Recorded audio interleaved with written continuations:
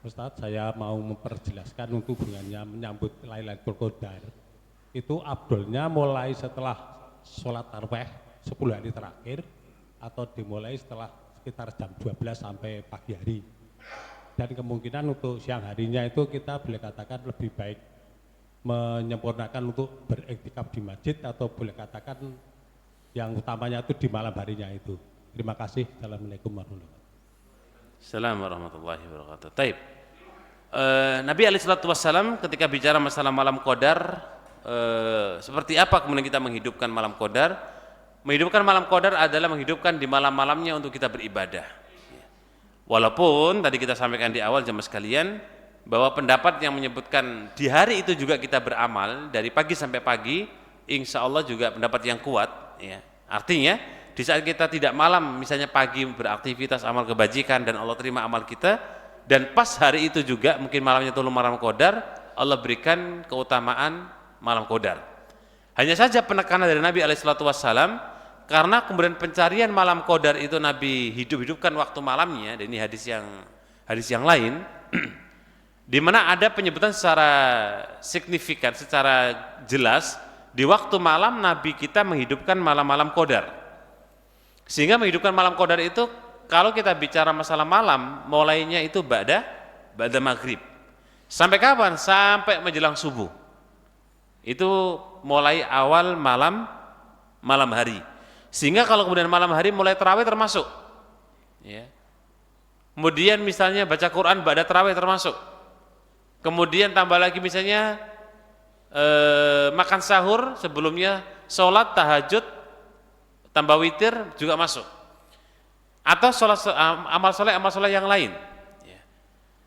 Sehingga ini menunjukkan bahwa amal ba'da maghrib sampai menjelang subuh itu malam-malam yang Nabi sebutkan carilah di waktu malam.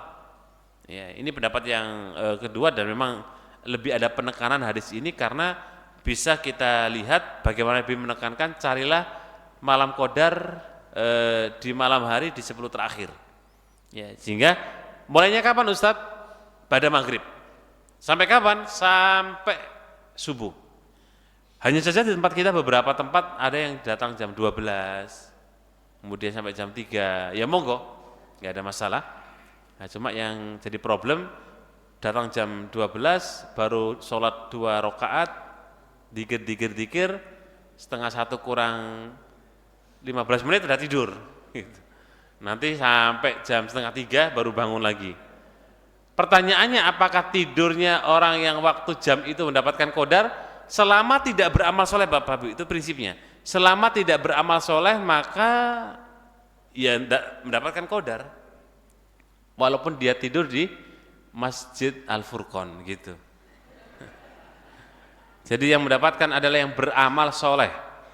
Makanya sampai ada tambahan faedah dari para ulama, satu hari itu beramal, kalau Allah terima, bisa jadi Allah berikan malam qadar. Ya.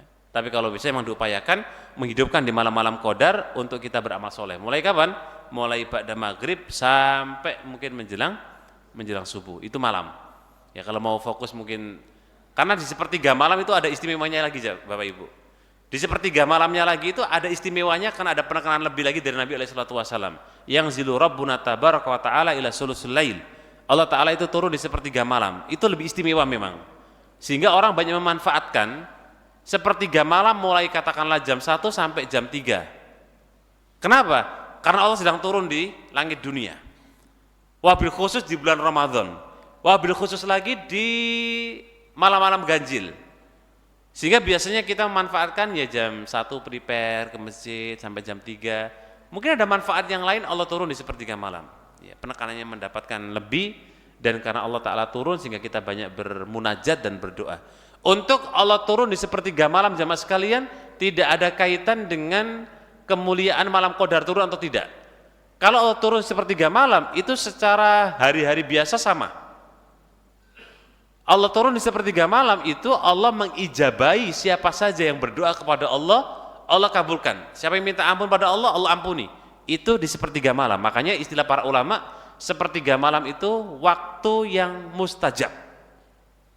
Adapun malam qadar Ya, pengistilahnya Lailatul Qadri, malam istimewa, malam kemuliaan itu 10 hari terakhir.